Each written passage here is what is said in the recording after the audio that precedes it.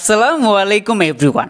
আমরা আসলে যেসব ফোনের ভিতরে কম্প্যারিজন করে থাকি দেখা যায় যে তাদের প্রাইসটা সেম হয়ে থাকে অথবা কনফিগারেশন সেম হয়। আমরা জাস্ট হচ্ছে যে কনফিউশনটা থাকে সেইটা দূর করে দেই অ্যান্ড এইটার ভিতরে কোনটা বেস্ট হবে সেইটা জানিয়ে দিই। বাট আজকে যেই দুইটা ফোনের ভিতরে মারামারি হবে তাদের কনফিগারেশন অলমোস্ট সিমিলারই, বাট প্রাইসে পার্থক্য হচ্ছে 5,000 টাকা। ভিভো Y27 এর প্রাইস হচ্ছে 23,000 টাকা অ্যান্ড রিয়েলমি C53 প্রাইস হচ্ছে 18,000 টাকা। তো আসলে কি 5,000 টাকা বেশি দিয়ে ভিভোটা নেবেন নাকি রিয়েলমি C53টা নেবেন?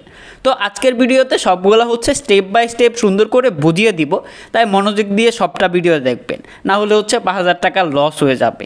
আর ভিডিওটি যদি ভালো লাগে অবশ্যই সাবস্ক্রাইব করে নোটিফিকেশন বেল ওপেন করে রাখবেন। আর এই দুইটি ফোনে আমাদেরকে স্পন্সর করেছে এসকে টেলিকম। তাদের শপে আপনারা ভিভো অ্যান্ড রিয়েলমি সকল স্মার্টফোন পেয়ে যাবেন। আর যদি আমার চ্যানেলে সাবস্ক্রাইবার হয়ে থাকেন তাহলে আলাদা করে স্পেশাল গিফট অ্যান্ড আলাদা করে ডিসকাউন্টও পেয়ে যাবেন। দুইটি ফোনের ডিজাইন নিয়ে বলতে গেলে দুইটা ফোনই হচ্ছে গ্লাস্টিক বিল্ড অ্যান্ড পলিকার্বনেট বডির একটা ফোন। তবে এখানে ভিভোটা কিছুটা এগিয়ে থাকবে, কেননা এইটাতে ব্যবহার করা হয়েছে এজি ফ্রস্টেড ব্যাক, যেটাতে ফিঙ্গার ক্যাচ করে না আর এটাতে দাগও পড়ে না। অ্যান্ড এইটা হচ্ছে রিয়েলমির থেকে একটু বেশি প্রিমিয়াম ফিল দেয়।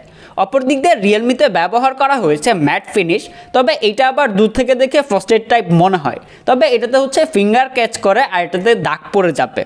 তাছাড়া দুইটার যে ক্যামেরা মডিউল, এখানে আমার কাছে পার্সোনালি ভিভোরটা বেশি ভালো লেগেছে, কেননা এটা হচ্ছে সার্কুলার শেপের অ্যান্ড এখানে যে গোল্ডেন টাইপের রিংটা দেওয়া হয়েছে এটা হচ্ছে ফ্ল্যাগশিপ টাইপের একটা ফিল দেয়। বাট রিয়েলমিটা হচ্ছে অনেকের কাছে ভালো লাগতে পারে, আপনাদের কাছে কোনটা ভালো লাগে অবশ্যই কমেন্ট করে জানাবেন। তাছাড়া দুইটারই সাইডে ব্যবহার করা হয়েছে ফ্ল্যাট ফ্রেম ডিজাইন অ্যান্ড এইখানে দেওয়া হয়েছে সাইড মাউন্টেড ফিঙ্গারপ্রিন্ট।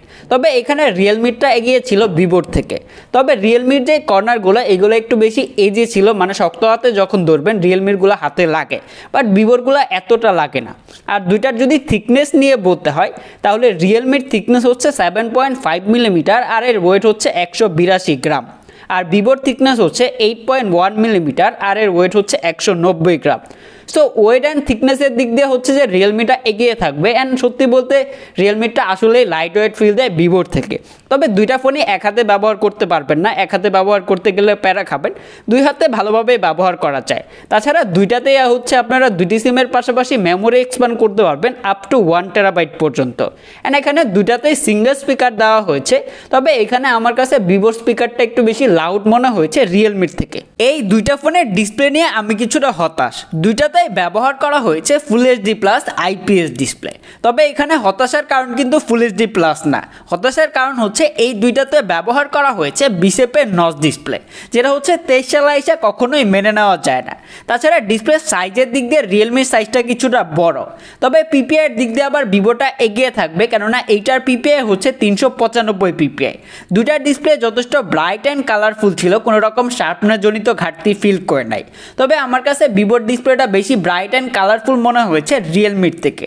তাছাড়া দুইটার যে চিন অ্যান্ড বেজেল দুইটা অলমোস্ট সিমিলারই ছিল, তবে এইখানে আবার রিয়েলমিটা এগিয়ে থাকবে, কেননা এইটাতে ব্যবহার করা হয়েছে 90 হার্জের হাই রিফ্রেশ রেট, যেখানে ভিভোতে দেওয়া হয়েছে রেগুলার 60 হার্জের একটা প্যানেল, যার জন্য যখন হচ্ছে day to day multitasking social media browsing করতেছিলাম তখন হচ্ছে রিয়েলমি ডিসপ্লেটা ক্লিয়ার উইনার ছিল ভিভোর থেকে। তবে দুইটার একটাতেও কোনো রকম প্রোটেকশন নাই, যার জন্য অবশ্যই আলাদা করে একটি স্ক্রিন প্রোটেক্টর লাগিয়ে রাখবেন। আর দুইটার ভিউ অ্যাঙ্গেল ভালো ছিল, কোনো রকম নেগেটিভিটি খেয়াল করে নাই। আর দুইটা যদি পিক ব্রাইটনেস নিয়ে বলতে হয় তাহলে রিয়েলমির পিক ব্রাইটনেস হচ্ছে 560 নিটস আর ভিভোর পিক ব্রাইটনেস হচ্ছে 600 নিটস, যার জন্য ব্রাইটনেসের দিক দিয়ে হচ্ছে যে ভিভোটা এগিয়ে থাকবে। তবে ভিভোতে যদি 90 হার্জের হাই রিফ্রেশ রেট দেওয়া হতো তাহলে ভিভোর ডিসপ্লেটা ক্লিয়ার উইনার হইতো। তাছাড়া দুইটাই হচ্ছে ইনডোরে ভালোভাবে ব্যবহার করতে পারবেন, তবে ডিরেক্ট সানলাইটে গেলে দুইটাই ব্যবহার করে কিছুটা প্যারা খেয়েছি। তবে এখানে ভিভোর ডিসপ্লেটা হচ্ছে বেশি ব্রাইট ছিল, দিনের বেলা ভালোভাবে ব্যবহার করতে পারতেছিলাম। তো চলেন ক্যামেরার দিকে যাওয়া যাক। এই দুইটি ফোনের রেয়ারেই থাকছে ডুয়াল ক্যামেরা সেটআপ, যার মেইন ক্যামেরাটি হচ্ছে 50 মেগাপিক্সেলের মেন সেন্সর আর একটা হচ্ছে 2 মেগাপিক্সেলের ডেপথ সেন্সর। আর দুইটারই ফ্রন্টে আসলে পাচ্ছেন 8 মেগাপিক্সেলের সেলফি ক্যামেরা। আর এই দুইটা দিয়ে আপনারা সর্বোচ্চ 1080p 30 fps এ ভিডিও রেকর্ড করতে পারবেন। তো দুইটার যদি মেন ক্যামেরা নিয়ে বলতে হয় তাহলে দুইটার ছবি অলমোস্ট সিমিলারই ছিল, 19-20 একটা পার্থক্য খেয়াল করেছি।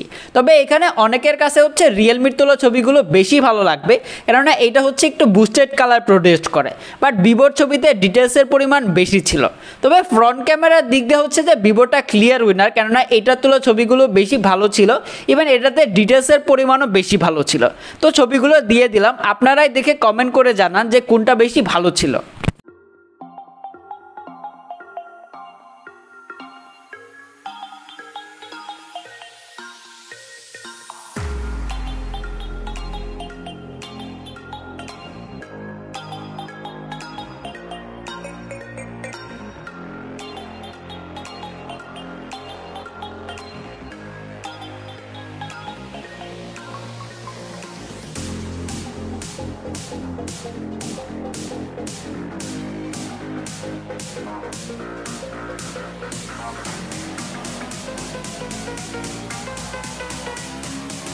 পারফরম্যান্স পার্টটা দেখার জন্য অনেকেই বসেছিলেন। আমি এইখানে চিন্তা করেছিলাম ভিভো হয়তো বা বেটার পারফর্ম করবে রিয়েলমির থেকে, বাট এইখানে ভিভো আমাকে হতাশ করেছে।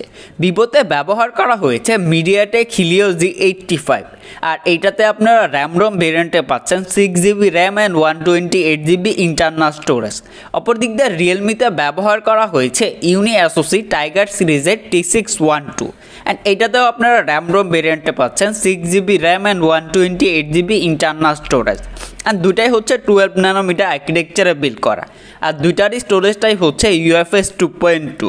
তবে দুইটা দিয়ে যখন আমি বেঞ্চমার্ক টেস্ট করি, রিয়েলমি হচ্ছে সিঙ্গেল করে 416 অ্যান্ড মাল্টি করে 1466 স্কোর করে, যেখানে ভিভোটা হচ্ছে সিঙ্গেল করে 402 অ্যান্ড মাল্টি করে হচ্ছে 1155 স্কোর করে।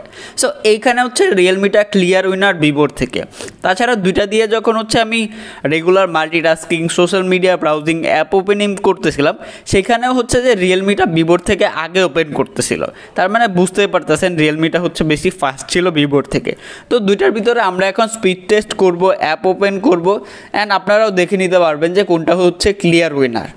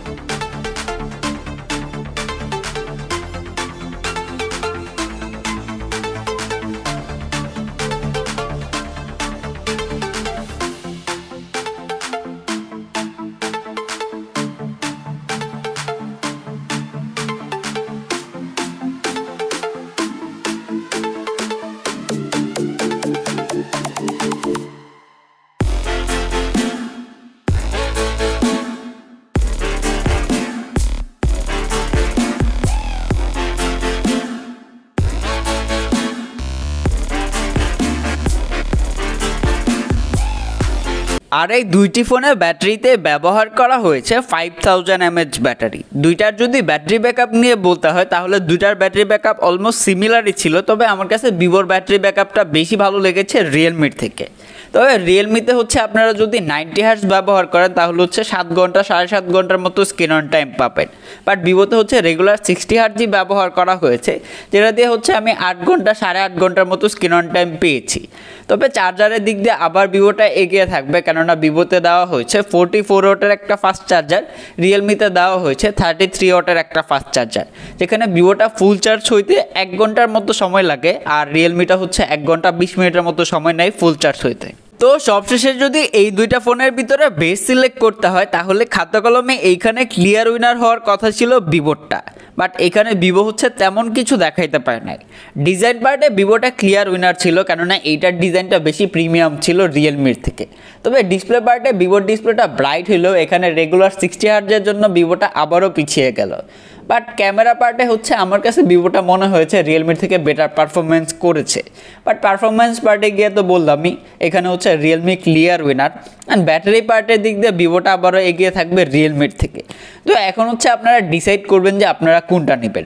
তবে আমি মনে করি যে 3000 টাকা দিয়ে ভিভো না নিয়ে আর কিছু বাজেট বাড়িয়ে হচ্ছে টেকনোর যে ক্যামন 20 প্রো আছে সেটা নিলে আপনাদের জন্য ভালো হবে।